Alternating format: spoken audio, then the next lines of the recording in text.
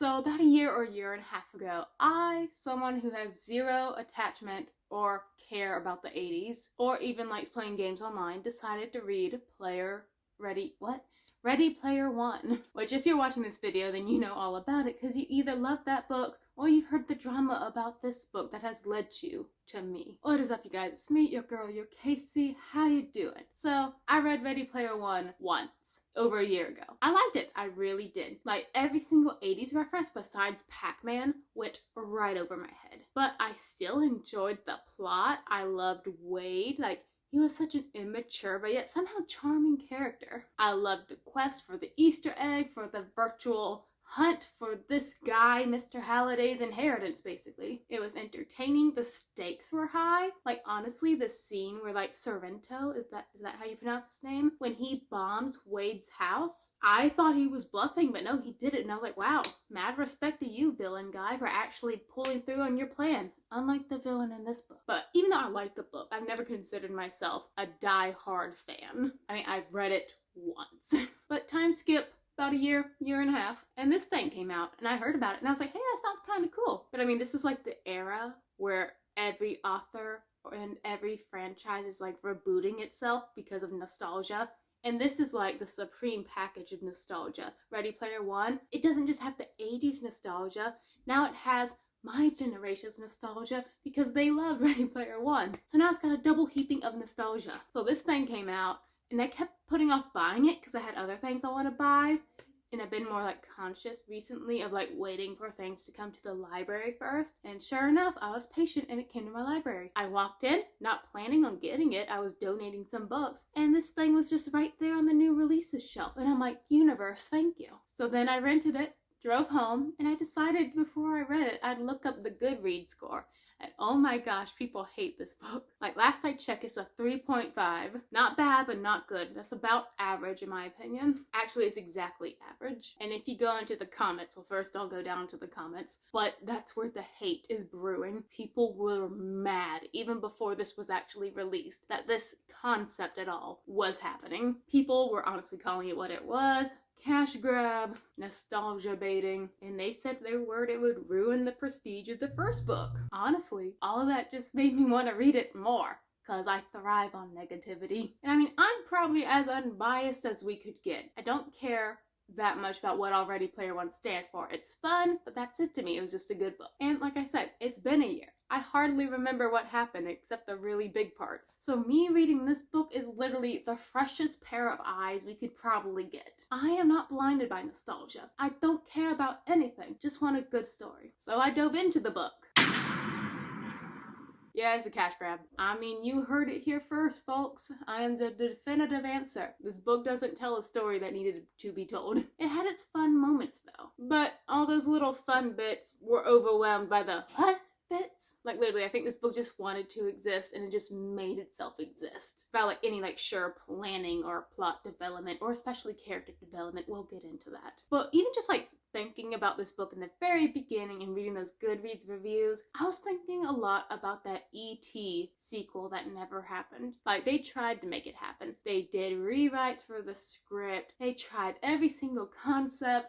E.T. coming back to Elliot having to go to E.T., Elliot getting kidnapped. But honestly, the writers got their heads together and realized that by trying to force this sequel to happen, they would do nothing but ruin the first book. I have a quote right here off of Wikipedia. I quote, "Spielberg decided against pursuing it, the sequel, feeling it would do nothing but rob the original of its virginity." And yeah, that's literally what happened with this guy. Like, I actually remember my reaction after finishing Ready Player One. Like, it wrapped up so well. We got our quest. We inherited everything. We are now, like, basically the god of the Oasis. And Wade got everything. But I do remember thinking, wow, I wonder what Wade will do with his powers now and all his riches. I now know. But it honestly wrapped up as a standalone would. There was nothing out there, no loose ends that needed to be tied up. This book, though it doesn't tell a story that needed to be told based on everything that happened from book one, it does build up like the next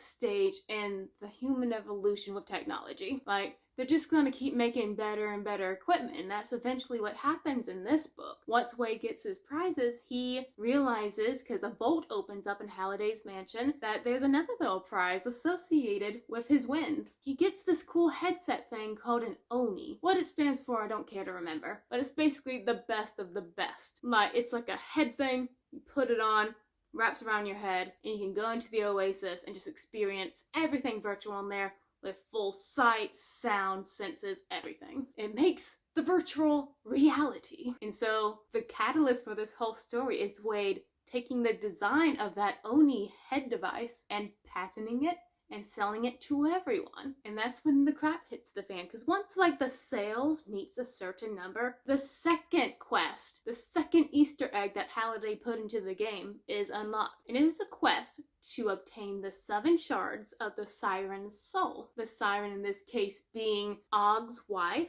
and Halliday's obsession, Kira. I honestly remember nothing about Kira in the first book. So again, that just reinforces that this book did not have to happen. But this book did happen, and does its existence kind of ruin the first book? Maybe it does a bit, because like once you finish Ready Player One, I don't think you'll enjoy this one once I get into like the deeper meat of it. Once you finish Ready Player One, you'll be reminded, you'll get that aftertaste in your mouth that this thing exists. Now, I'm not explicitly hating on everything. I give it a 3. That's my mess score, but it had some really good parts. But again, it had a lot of really boring parts. I'll get into it. If I could just sum up one word for this whole book, it would be rushed. Like, there is just one plot element, the whole Siren Souls thing, that we have to do. It's the only thing we can talk about. It's the only thing we can explore.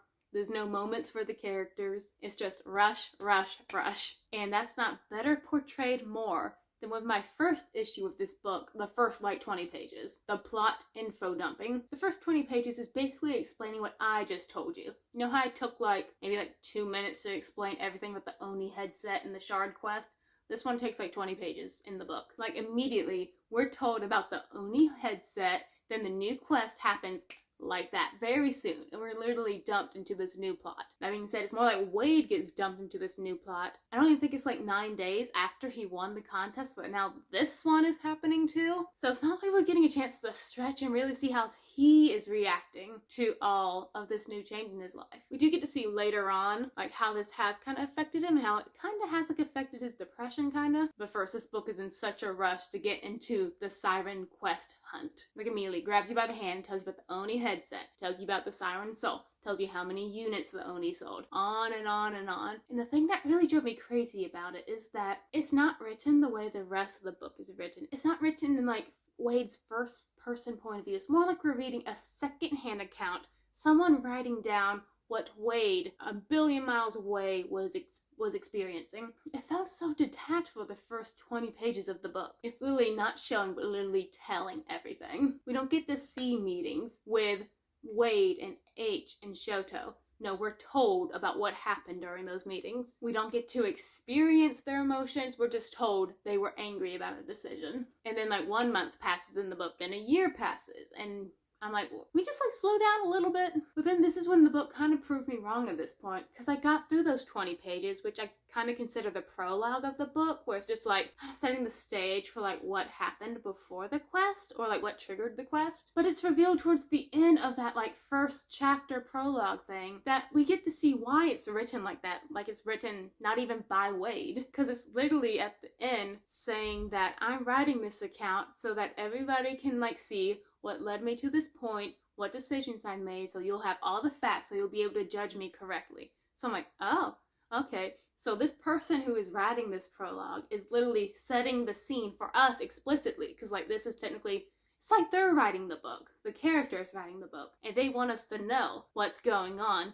that led up to this moment. I get that. So that kind of reversed all my adaptations about the whole prologue 20 pages thing. I'm like, okay, I get why it was written like that now. And that whole ending, I'm giving you all this information so you'll be able to judge me. Then I was ready to read more. I was like, judge you? Did you do something horrible? What happened? And then I read what happened. I was not pleased. My second problem with the book, right after we get out of that prologue, we get into something, of course, that we were going to see. The obligatory sequel love drama. Sam and Wade broke up. Sam being Artemis. Art 3 miss. But honestly, I don't think I'm like more glad to see couple drama in the book, because can you agree with me on this? Sam and Wade do not make a good couple. They are on completely different wavelengths. Samantha she's got a cool head, she's really compassionate about people. She kind of annoys me, but that's beyond the point. She is much more emotionally mature over Wade,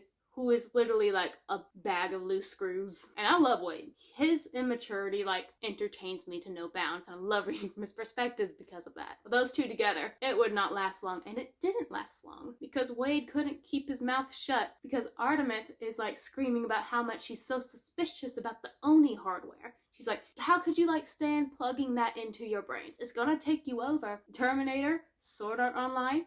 You guys not seen this stuff? The Matrix? And Wade and H and Shoto, they're like, oh, we're taking precautions and stuff like that. This just like builds up into a bigger argument, and eventually Wade ends up saying something to Artemis about her grandmother. Artemis is like, we're done, so she runs off. Like, they're honestly not a good couple. I never felt any chemistry between them, not even in book 1. And it's not like it does anything like significant to their relationship. I mean, like, you'd think they'd be mad at each other and that they'd like do something profound to work it out, or just like completely go their separate ways because they're just not compatible to each other.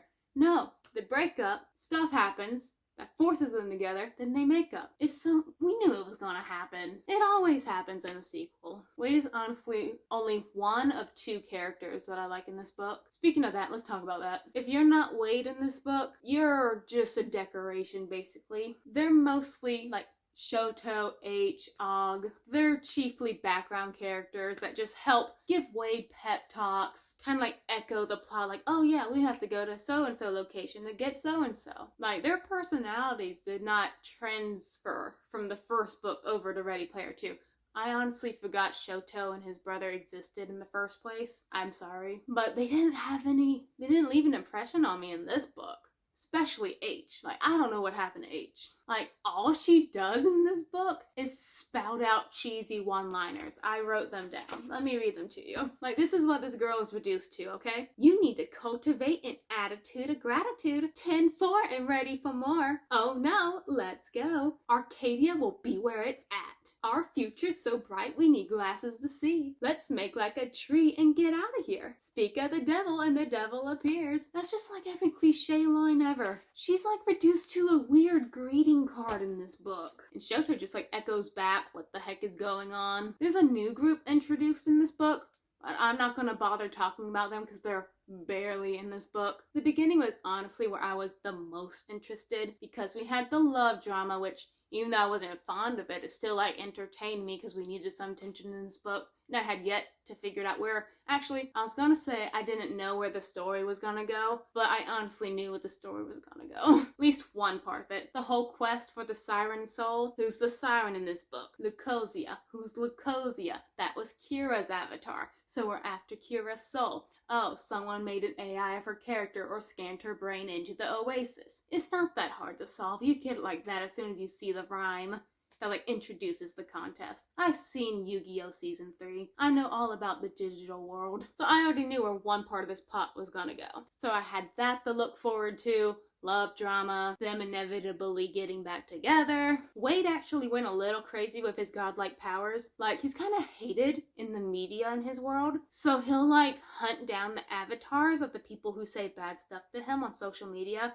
And he'll just like snipe them. And they lose their account.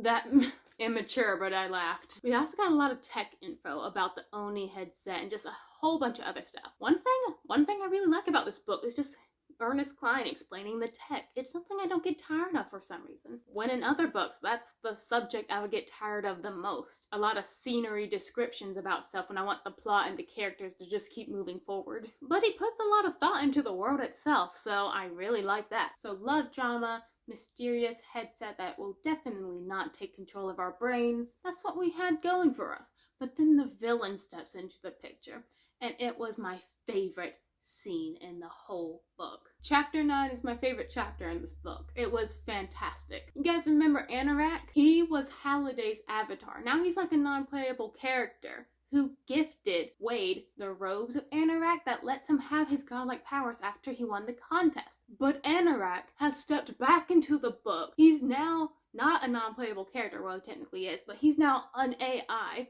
He has attained sentience, and he's suspicious about Wade. He's like, Wade, you have control of the big red button that can shut down the Oasis. If you do that, you'll kill me. So he manages to take the robes of Anorak away from Wade, put them on himself. So now he's in control of everything. He manages to somehow kidnap Og in real life and forces him to do the Siren Shards quest too, beating Wade's score, because Wade at this time has only one of the shards. He then helps Sorrento, the guy who was trying to kill us in the first book, escape from prison. And this guy is just so giddily happy about his evilness. Like, he's got a boombox, he's dancing, and I love him. But then it gets even better, because, like, what's Anorak doing here then? He says, oh, hey, guys, because he's, like, always dancing. He's like, so, my plan is I want you to, like, get the 7 souls, so you can, like, recombine them, and I can get my girl Kira back, so she could be my avatar wife. If you don't get those 7 shards for me, we're gonna have some issues. I was gonna use Og to get the 7 souls, but he's an old man, he, like, passed out or something. So, you're gonna get the 7 souls from me, Wade, or you're gonna die. And Wade's like, oh, how are you gonna let us die? We can just log out. And Anorak's like, no, you can't, because all of you are wearing the headsets, and I have disabled your logout option. It is Sword Art Online for reals. Now, one little thing about the headset. Because it's plugged in right into your brain, you're only allowed to use it for like 12 hours, then you gotta log out, take a break for 8 hours, then you can get back on it. So if they can't log out, they go past the 12-hour limit, and then their brains start to fry. So they now only have 12 hours to complete the quest, and I'm like, yes, I'll dance with you, Anorak, because now the plot has accelerated, and now we have risk and tension back in the book. But that's not all, because Anorak not only managed to entrap Wade, Shoto, anyone with an Oni headset. Artemis doesn't have an Oni headset because remember she was against it, but all the other people in the Oasis, they all got them. So he not only kidnapped for ransom basically our main group, but he also kidnapped the entire population. That is impressive for a villain. I am a fan. This is probably my greatest villain of 2021.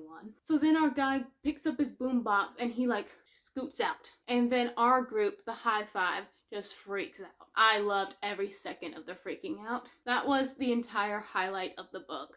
The best scene ever. Chapter 9, bless your heart. So yeah, now we got a deadline, literally. And now our group, who has been struggling for years to find the 7 shards, now only has 12 hours to find them. And so they managed to find them, but all the quests were so boring. Like that thrill in chapter 9 where Anorak's just like dancing with his boombox. I didn't get that ever again. I was very sad for the rest of this book. It went from like a slow plateau took a sudden spike, then it just went like on a slow decline until I reached the end and it got a 3 stars. The first quest, well, first Wade like paid someone to like solve the riddle for the first shard for him, so it's not like he did any work. The second quest was them like playing and beating a video game, which that was fun because I actually got to like look up the game, Sega Ninja, on YouTube. That was cool to watch. The third quest was like, this is where again my lack of 80s knowledge comes in, because like I have no emotional attachment to this, so I'm not like,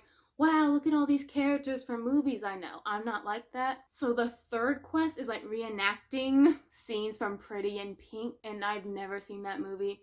So I'm just like, okay, plot. And the thing is, like, you know how I complained about us being in a rush? Well, now we're really in a rush, and I understand why, but like in this quest, quest 3, the Pretty in Pink quest, we have to do something with this girl named Angie, get her to dance with some boy at some dance. And Artemis, because she loves that movie, she's in charge of the quest. So she's running all around this world for Pretty in Pink, and she's not explaining to us what she's doing. She's just like, y'all, no time. You gotta follow me. I need you to grab this. I need you to take that weed out of that locker. I need you to crash that party. I need you to kidnap Robert Downey Jr. and stuff like that, where I'm getting like bits and pieces of the plan in little bits. I don't like that. I like knowing the plan beforehand so I can follow along to the action afterwards. So the Angie quest, wasn't a fan. The next quest was, it took place on Halcyon, the school world in the Oasis. That one literally went by like that. Like literally the math queen handed them their prize like that because Wade had already beaten all the quests in the world when he was a kid. But then we got to the 5th quest, which was my least favorite because it took 50 pages. We had to battle 7 incarnate versions of Prince. And it was also at this point in the book when I realized I've never heard a Prince song. Like I heard snippets of Purple Rain, but that's it. So I like paused in the book and I went on the YouTube. I pulled up a song, Purple Rain, to just like hear it finally. And this is all I get.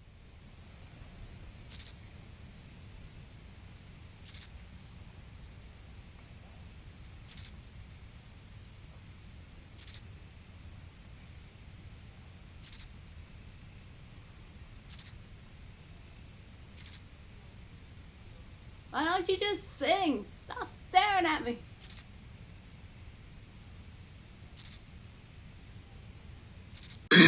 So I'm not a Prince fan, so I wasn't caring about any of this. Meanwhile, H is freaking out because she's a Prince fan. And I'm just like, the plot is that way. 50 pages on battling Prince. Really? But what really takes me off about this book, besides just like, I don't know.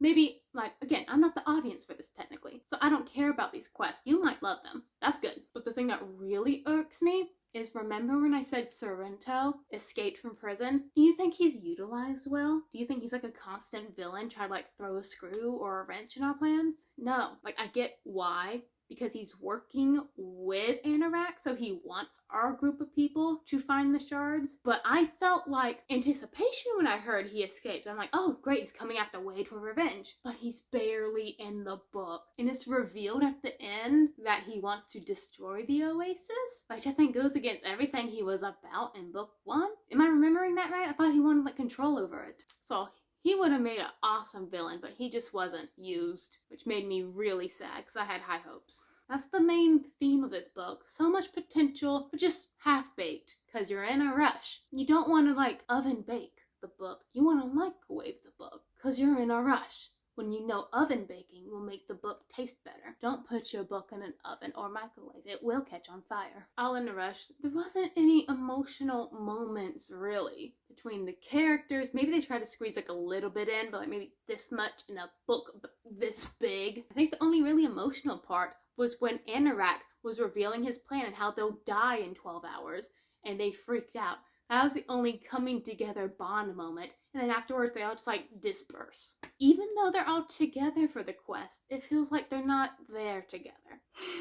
Mishandling both the plot and the characters really takes me off. I mean, chiefly that's everything I'm really mad about. Not mad, I'm meh. Because I don't have that much emotional stake in this series. Because now it's a series. You have to live with that fact. But I hated how rushed it was. How lame the quests were. Like, they had a Lord of the Ring quest for the last one, I think. And it was so fast. I was like, finally, a franchise I know in this book. And it went by like that. Also, the characters, just like, again, if you're not Wade, you don't have a personality in this book. Just the fact that they had to like shoehorn love drama in this book just to have the couple get back together at the end. You could make so much out of that, but it's not like they learned anything from that. Besides, don't put hardware in your brain. Like, the character development for a series, because this is now a series, is supposed to carry out throughout the series. But because I haven't read the first book in a while, I got to see how lacking the people, the characters, the personalities are in this book. There's also a MacGuffin quest thrown in at the last minute for a sword called the Dork Slayer that can kill Anorak, makes the climactic battle, final battle, boss battle, really boring, really quick. We're not even on the quest to get the Dork Slayer. That other group that I said was introduced, but I'm not going to bother introducing them because the book barely does, they got the sword. Off screen, they got this all-powerful weapon and gave it to this certain character to slay Anorak with. So much potential, so rushed. Microwaved when it should have been oven baked. So that's my little haranguing over Ready Player 2. It's a 3. I had a good time in chapter 9 when Anorak was just dancing with his boombox. But everything after that, wasn't digging it. If you read this book, tell me what you think. If you love this book, tell me something positive about it, because I really want to know. I want to feel happy again. Thank you guys so much for watching, and until next time, my bros, stay reading, my friends.